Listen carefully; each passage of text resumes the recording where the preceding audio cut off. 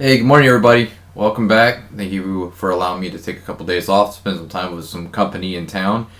And we're back here on Monday morning to praise the Lord. Everybody had a wonderful weekend. I got a opening comment for y'all.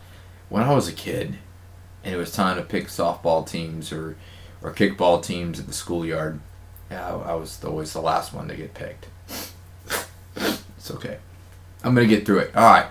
But it's the truth. If you've ever not been selected for something, if you've been passed over for promotion maybe, if you ever were, denied something in your life and somebody else was picked, whatever that feeling is, it's a very negative, almost gut-wrenching emotion. You start thinking, what happened? Why wasn't I selected for this? What did I do wrong? And sometimes when I think about, are we picked by God or do we pick God? Sometimes I go back and forth on thinking about that. And all I can say is, through all my research, God never denies anyone entrance into his team. He never turns anybody back. So today I'm counting on God to be selected, to be chosen. And listen to this. This comes from John chapter 1, the very beginning of the book. Now, he in the first part of this section of the scriptures, John is talking about how the people of the Israelites pretty much did not select Jesus. Now listen to verse 12 though. He said, "Yet to all who did receive him, to those who believed in his name, he gave the right to become children of God. Children born not of natural descent, nor of human, but of God."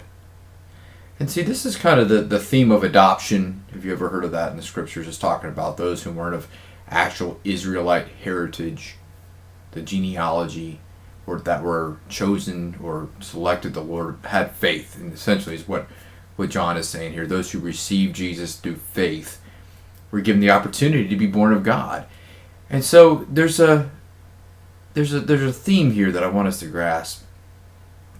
Is that I'm counting on God to hear my faith and accept me, to see my commitment, my willingness to surrender, and accept that and take me in.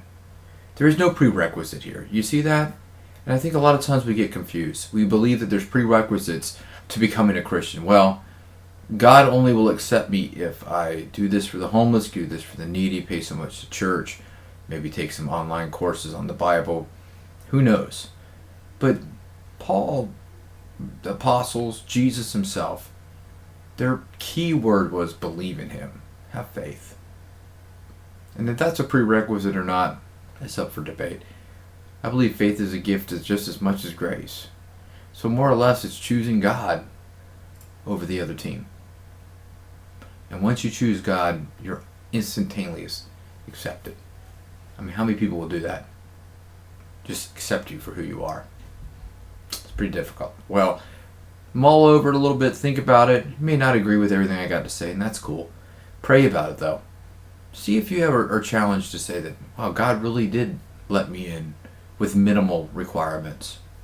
Might change perspective of who God is, how much he loves you, how much you mean to him. All right, well, I had a good time this morning. Glad to be back. We'll see you tomorrow.